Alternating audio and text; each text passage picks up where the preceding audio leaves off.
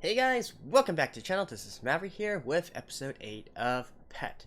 So, I'm watching this directly after episode 7, where we see the company make its move against the Chinese gang or whatever, taking over its operations and installing a puppet of their own as the leader of the group, right? So they've expanded their influence, probably for some nefarious take over the world kind of situation. We don't need to worry about that too much. What's more interesting is I guess, back for Tsukasa.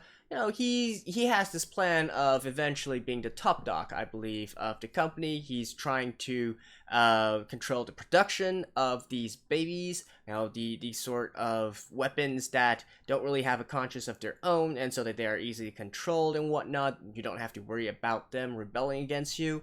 And he's trying to use that as leverage to gain power and influence within the company. Now, with that being said, I do think that he is doing this for a more nefarious reason and not just for simply trying to be on equal footing against the company and escape the company's influence, right? Even going so far as to say he needs to take out Satoru. So, I do think I made the prediction in the last episode that Satoru might be approached by Long and Jin because they also don't like Tsukasa as well, and then maybe there's going to be some conflict arising from that, right? So, in any case, let's get into the episode and watch it and find out. Alrighty, so as usual, I skipped the opening, and let's begin in 3, 2, 1, play. Intrigue. Mind games.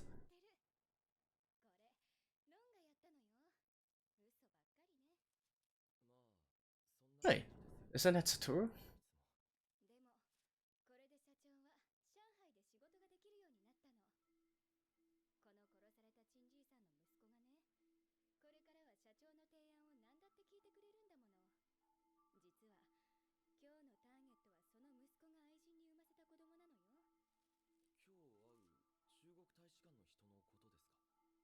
What?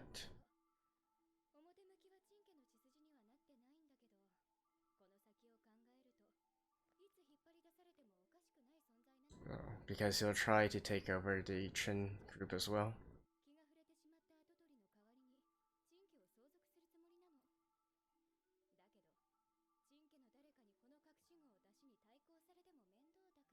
Yeah.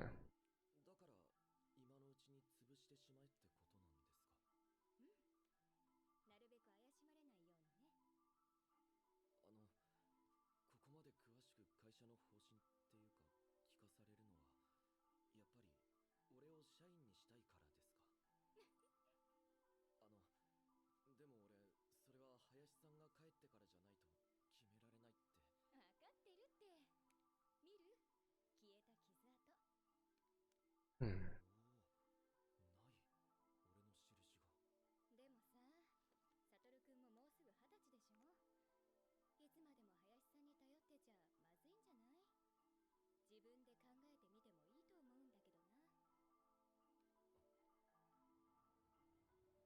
Hmm.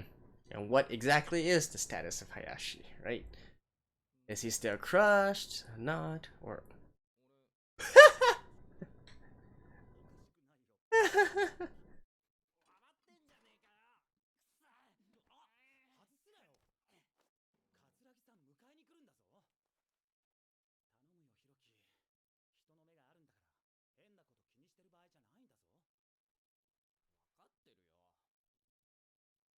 This hero.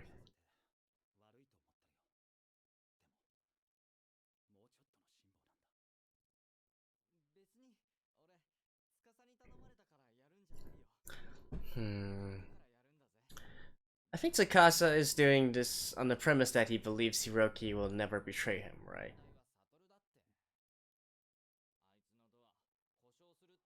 But,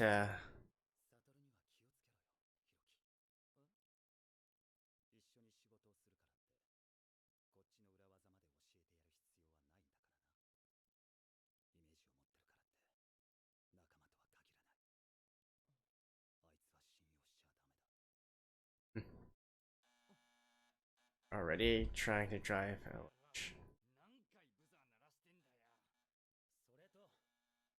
さんとも喧嘩するなよ。お、なんだひろき、七五三か。うっせえぞ桂木。ひろきだって桂木が。桂木さん、今日はひろきを怒らせても止める人いませんからね。なんか上に着ろって言ってんだよ。おかしいだろうがよ。金魚屋がそんな格好じゃよ。今着てるところだろ。30分後に迎えの車が来ますから。短袖长在北京呢。短袖长准备了北京烤鸭。Baking deck. 行くぞひろき。じゃあな司、養生してろよな。社長はどうやって俺が蘇生したかを聞いてくるんだろうな。知りたいよな、そりゃ。ロンのやつ一生懸命報告したんだろうしな。あの顔ったらなかったよな。俺のペットが何をしたかなんて想像もつかないんだろうな。潰されたと思ってた俺がどうして生き返っちゃったかなんてさ。だってあいつらイメージ持ってないんだぜ。And what? わかるわけねえよな、絶対に。教えてやるもんか。あれは秘密の裏技なんだ。だって教えちゃったらバレちゃうじゃないか。サトルを潰す裏技がハゲに嘘つくの楽しいしな。サトルに至っては。Yeah, this guy is definitely bad news. サトルの山に1回でいいから入っちまえばいいんだぜ。ワープだよ、ワープ。すんげえ。ロンのやつは鳩が豆鉄砲食らったような顔だしな。どうするよ。サトルがメイリンの山の景色見ちゃったらさ。メイリンの出番なんだよ。メイリンをサトルに見せたらあいつどうすると思う。飛びつくに決まってんだよ、サトルのやつは。かわいそうなメイリンを自分の山に入れてやるんだぜ、サトルは。そん時はお前も一緒に入っちまうんだろ、司。そんでサトルと一緒の仕事中に間違ったふりして潰してやるんだ。偉いよな、サトル。バカで偉いよ。 What did I say? 優しくしなきゃいけないんだよ。だってメイリンの山ってさ、元が林さんの山だからな。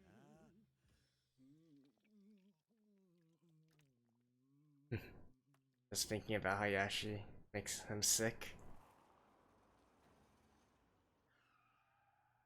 今入りました。どこですか。 So I wonder what happened to Hayashi sharing his peak with Mei Ling. お前は車に乗ってろよ。ひろきくんは段取り分かってるのよね。ええ、来る途中で復習させてきましたよ。じゃあサトルくん行っちゃっていいわよ。はい。あとひろきくんには余計なこと言わないようにね。サトルくんにだけの話なんだから。They're each playing against each other.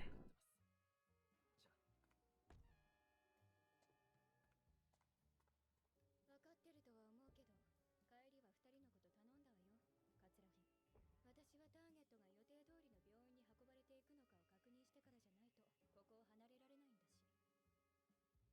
予定通りのとこならうちの会社のコネがあるからすぐに情報を入れてもらえるんだけど、万が一違っちゃったら後で細かい仕事やってもらうわね。まああの子たちがちゃんとターゲットを潰してさえくれれば基本的にこの仕事は終わりってことね。なあ、ひろき、もしかして痩せた？髪型のせいでそう見えんだよ。いや、最近司に釣られて食ってなかったもんな。Oh, so that's what it was. があるんだけどさ。なんだよ、こんな時に。いや、こんな時じゃないとひろきとも会えないし、おまけにこの相談、俺から聞かなかったことにしてほしいんだけどさ。口止めされてんだ、一応。何？桂木に？それとも車の中の女？あ、そう、女の方。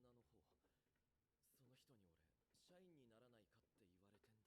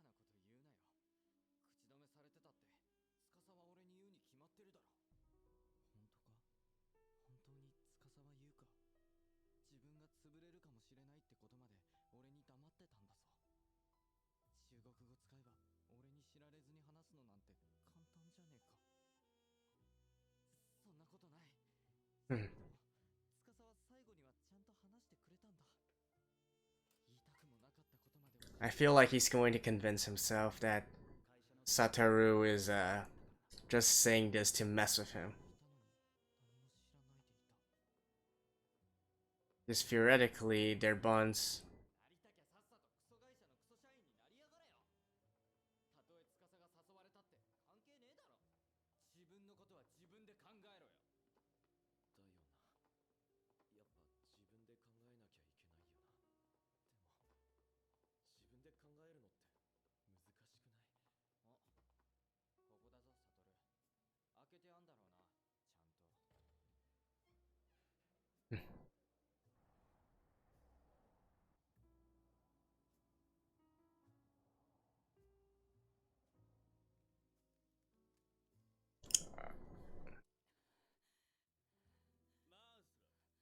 马斯，乔斯，你搞这鸡要花几个小时？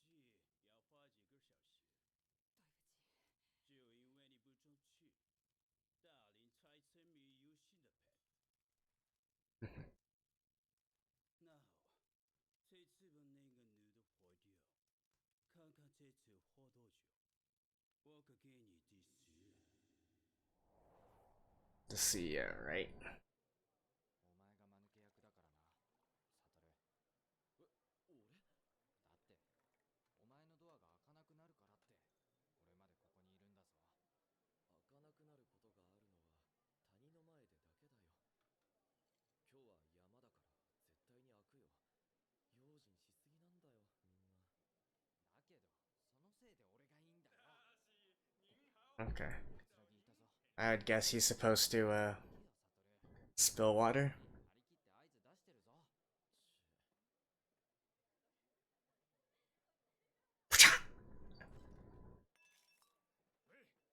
申し訳ございません。さだしま、指示をま。何をこぼしたか聞いてるんだ。なんだ？水です。去的货，有人拿追分机追老干吧？公，怎么了？吹傻了？コードの届くところに座っていただければ。什么？他说您坐在那边的椅子上。もしかしてこの女奥さんなんじゃねえのか？用不着换。奥さんのいるとこでやんのかよ。我想和你相安无事。马上就干了。你会说普通话呀？狮子的话很难受的。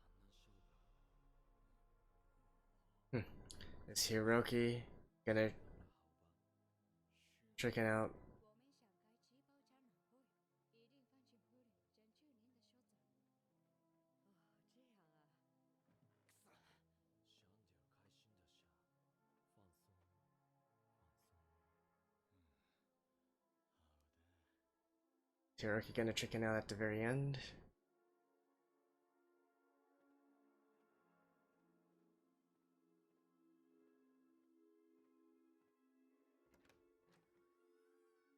叔叔，其实你是我爸爸吧Alright. See? 叔叔，其实你是我爸爸吧是妈妈说的呢。開いたろ、俺のドア。妈妈说不是。你为什么这样想呢？我觉得妈妈撒谎。妈妈说叔叔是有钱人，有钱人都是黑猫，可讨厌了。你也讨厌黑猫吗？叔叔，你不知道吗？不管黑猫还是白猫，只要抓住老鼠就是好猫。This famous quote by Mao Zedong. 到底像谁呢？ Oh my god.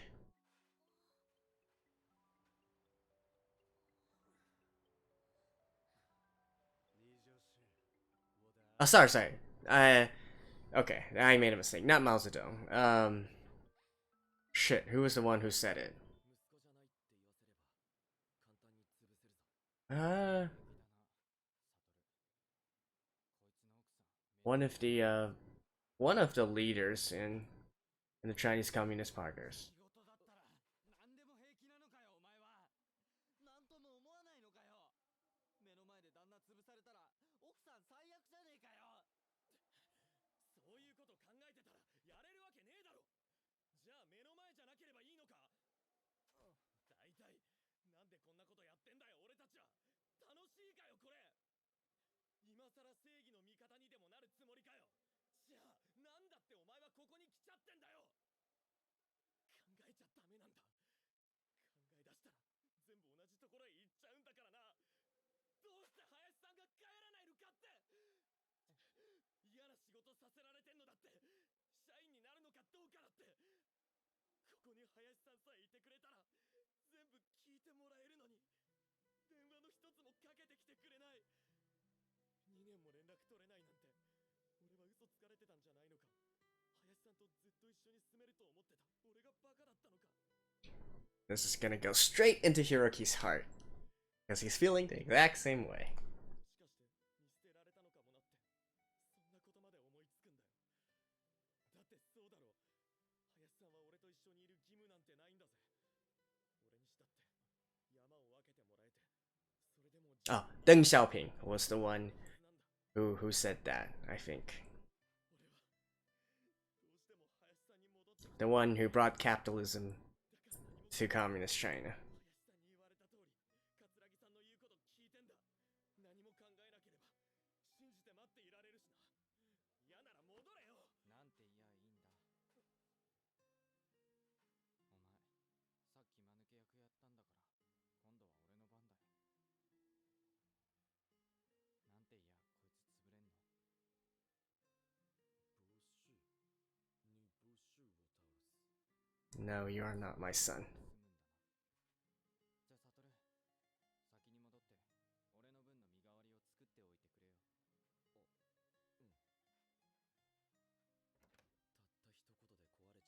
った一言で壊れちまうこいつの山に比べた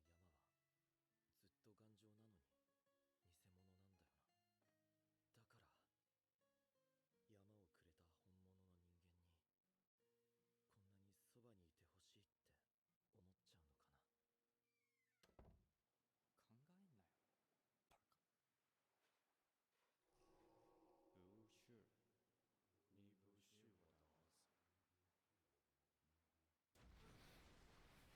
山をくれた本物の人間にこんなにそばにいてほしいって思っちゃうのかな。考えんなよ。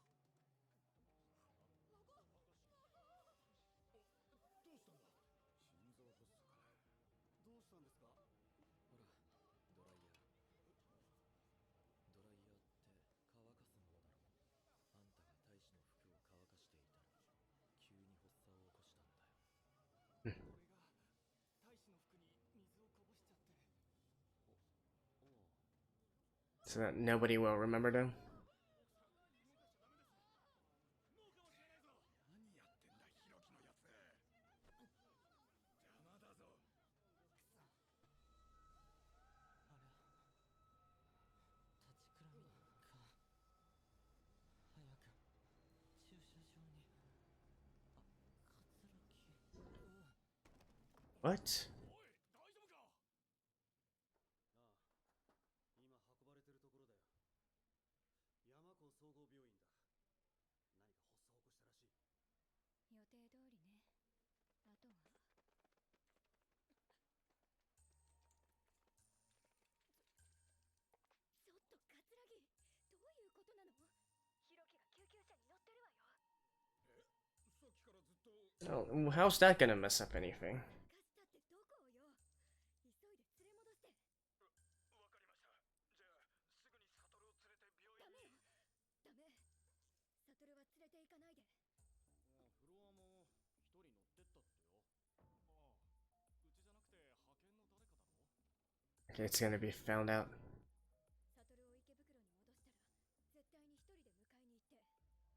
私はヒロキと似たような子を身代わりに仕立てて社員に連れて行かせるわ。うまくすり替えるのよ。夫人がいるんだから顔隠すの忘れないで。いいわね。大丈夫。同じ病院だからって見つかるわけがない。だいたい面識のないヒロキがあれを見かけたとしても何もわかりはしないわ。What? 小斯，你说什么？让我也知道贝子吧。我也能培养好。是吗？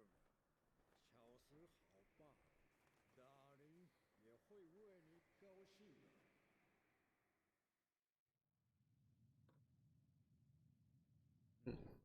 あれ、こちらは wait. ルイローデールクリスタルブリュットと言いまして君新人でしょ。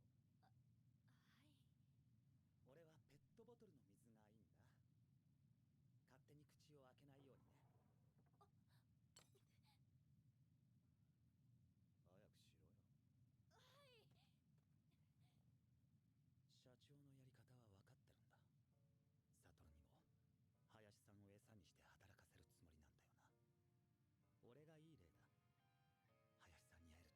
12年もやってきたんだからな。林さんの痕跡がたっぷり残ってるメイリンと引き合わせれば、サトルのやつ、よもや林さんが死んでるなんて思いもしないだろうからな。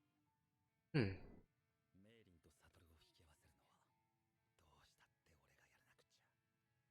サトルの山に入るチャンスなんだ。一回でも山に入ってしまえば、俺にだってサトルを潰せるんだ。 Unopened bottle.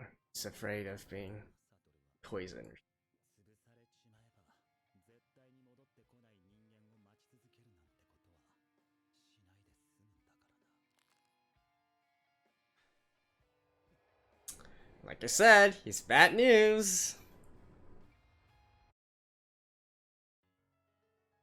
Alright. See you guys after this. Okay. So, actually, upon rewatch, I just discovered something that I didn't notice the first time going through, and that is the bald guy, you know, the one who was also on the yacht, and the one who was choking the son of the Chen group. He is actually the CEO of the company, right? It only dawned on me after seeing the last scene there that he was the guy all along. They mentioned that he changed his appearance, right? So we can see from Tsukasa's flashbacks that the CEO was originally a young man with long flowing hair and whatnot, but I guess for some reason he decided to change his appearance into that of a bald old man in order to complete his mission, which is to assassinate the leader of the Qin group and take it over, right? So we have already met him before. That's quite interesting. But yeah, beyond that, this episode, well, I guess how can I say this? We finally got some, some actual more concrete understandings of what these pets go through, right? Like how exactly they are feeling. I can definitely see the Satoru outburst here being one and the same as Hiroki. They're probably both thinking the same thing, and maybe to a certain extent Tsukasa as well. You know, Tsukasa in regards to his feelings with Hayashi. So it's nice to see that, right? Even though it's not really going to change anything as of right now, it is nice to see like what they are exactly going through with all of this. Now, honestly, that scene played out a lot more differently than what I was expecting. I was actually expecting, because at the beginning of this episode, Tsukasa was warning Hiroki not to trust Satoru too much. I would have thought that all this stuff that he was going to be saying and whatnot would actually drive Hiroki to be suspicious of Satoru, like thinking that Satoru is trying to drive a wedge between him and Tsukasa, and so grow to distrust Satoru and listen to Tsukasa's lies more and more, right? But apparently it doesn't. He has another role in this entire thing, and that is not going the way that I thought it would. Which is good, right? Because we can clearly see here that Tsukasa is, well, I wouldn't say he's losing it, but I guess he's showing his true fangs in a sort of way, even though at the end of the day, I feel like he still feels very, very bad about what he did to Hayashi, and he's, I guess, in a sense, he's sort of hypnotizing himself, right? He's trying to convince himself that this is what he truly wants, this is what he should do, and whatnot, but, you know, subconsciously, his body is rejecting it, right? His mind and body is rejecting it, and the body don't lie. So, it definitely has a big effect on him still, and to be honest, I still don't believe that Hayashi is crushed just like that. I feel like there's definitely some sort of method for him to be brought back, and perhaps he's already back, like I mentioned in the previous few episodes, where if if Tsukasa is connected with Hayashi, maybe him being brought back would also mean Hayashi being brought back. I don't know. It's just a theory here, but somehow I feel like with the way the things are going here, it's not a lost cause for Hayashi, right? And what else? So Tsukasa is definitely not to be trusted as of right now. But I feel like we're going to come into a big confrontation soon, particularly between Hiroki and Tsukasa. And I think the catalyst of that will be because Hiroki is sent to the hospital. Now, it was kind of ambiguous what Jin was referring to, but I believe what's going to happen is he's going to encounter Mei-Ling in the hospital, right? He's going to see Mei-Ling, and then he's going to eventually derive, hey, this is what they're doing is even worse. It's more nefarious. And then once Tsukasa starts to discuss with Hiroki about the entire baby deal and whatnot, Hiroki is going to reject it, right? He's not going to take to this news kindly. I guess he's at heart more of a good guy kind of character, right? He has his own morals and beliefs of justice as well, and so he's not going to go along with this plan. And he's probably going to be disgusted by it once he gets to the hospital and meets Mei-Ling, right? And probably that is also why Jin did not allow Satoru to go to the hospital as well, because, see, the difference here is Hiroki never actually met Hayashi before, right? So it doesn't really matter there. Even if he can sort of detect that there's something wrong with Mei-Ling, he's not going to pinpoint it back to Hayashi. He doesn't really know what that means, right? However, Satoru was there and was able to get a glimpse of Mei-Ling and see what actually caused her to be in this situation. He would know that this is the result of Hayashi, and I don't know, maybe do something about it, right? According to Tsukasa, he's probably going to want to try and help and fix her, in which case the company would lose one of their babies, and they definitely don't want that, right? They want more babies so that they can have more control. And I think what they're actually trying to do here is that Jin is, I do believe, genuinely trying to recruit Satoru into the company, because they need this sort of balance between Satoru and Tsukasa so that they're not over-reliant on any one of them. In fact, it would work more in their strategy if they could put these two against each other, so that not one has the final power, the ultimate power over the other, over the production of the babies, right? Because I guess in the future, he who controls the babies controls the company. That's basically it. So they definitely need to keep them on a sort of balance with each other. Now, and from Tsukasa's case, what he wants is to crush Satoru so that he can be the sole producer of babies, right? And so he wants Satoru to meet Mei-Ling. He wants for him to try and bring her into his peak so that he can sleep in and eventually crush him as well. So I got this dynamic going on, but honestly, I don't feel like it's going to ever go to that route. I think that even before that, we're going to have a confrontation between Hiroki and Tsukasa, and probably due to what's going to happen to Hiroki in the hospital. So yeah, those are my predictions for the next episode. Is it true or not? We'll find out in the next one. So hopefully this has been enjoyable for you guys, and I will see you guys next week on time. So until then, bye bye.